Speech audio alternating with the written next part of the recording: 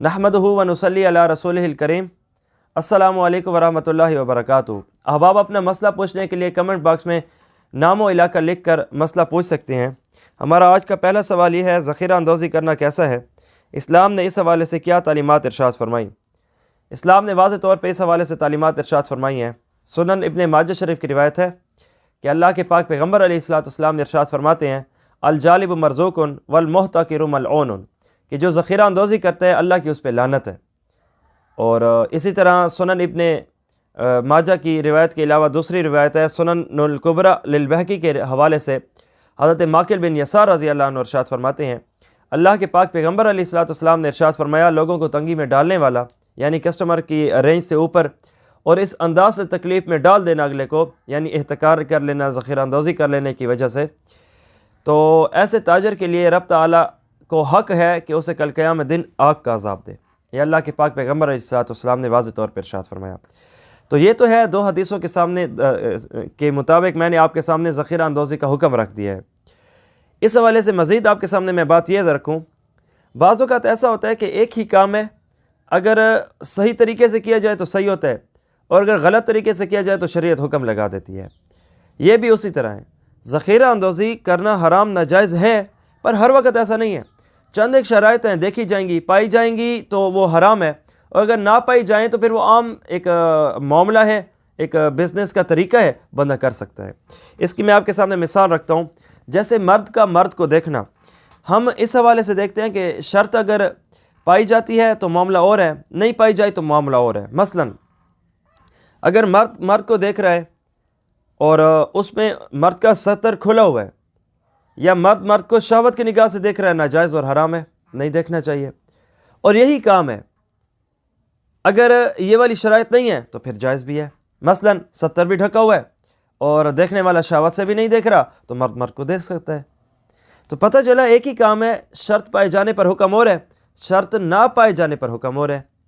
इसी तरह ज़ख़ीरा अंदोज़ी का मामला है, चंद एक शराइत है जिसकी बुनियाद पर यह हराम हो जाती है, अगर वो ना हो तो फिर ये आम है और नॉर्मल काम जायज़ है, बंदा कर सकता है अगर वो ताजर मुनासिब समझता है तो। मसलन शर्त नंबर 1, जिसने ज़ख़ीरा अंदोज़ी किया उसका मकसद ये है कि पूरे शहर का खाता ख़त्म हो जाए, वो मामला वो सिर्फ मेरे पास आ जाए और मैंने उसे स्टॉक करके रखा हो, मैं ब्लैक पे बेचूंगा और रेट हाई करके बेचूंगा और अपनी मनमानी और अपनी मर्ज़ी करूंगा, लोगों को तकलीफ़ों में डालूंगा, और लोगों को अगर तकलीफ़ होती भी है तो मुझे उससे परवाह नहीं है।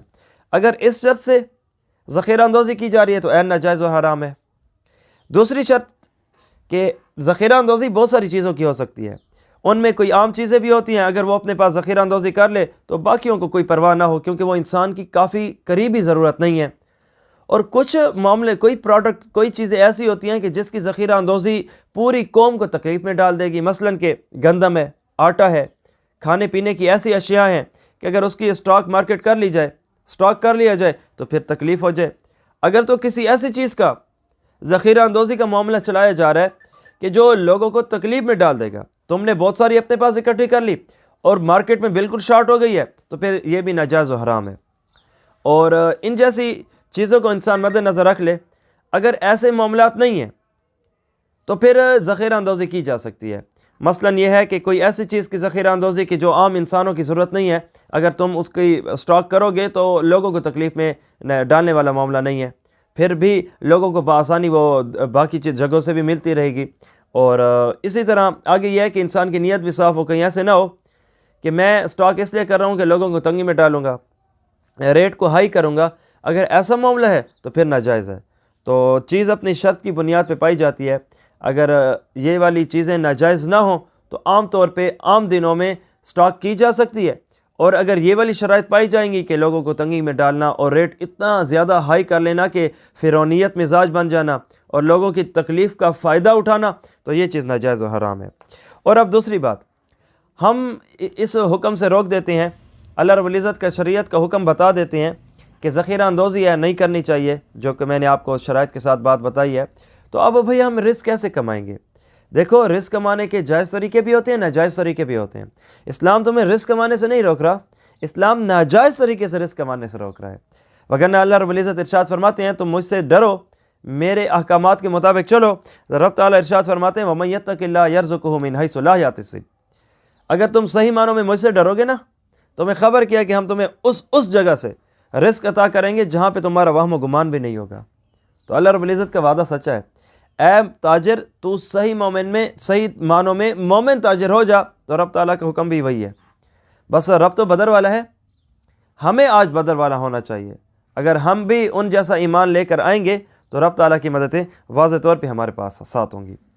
بظاہر ہم بعض اوقات دیکھتے ہیں کہ کام کرنے سے تکلیف ہوتی ہے، لیکن یہ کہ وہ شریعت کا حکم ہوتا ہے تو ہمیں بعض اوقات نفع نہیں نظر آ رہا ہوتا، لیکن یہ بات ضرور ہے کہ اللہ کے احکامات میں ہی دنیا آخرت کی کامیابی ہے۔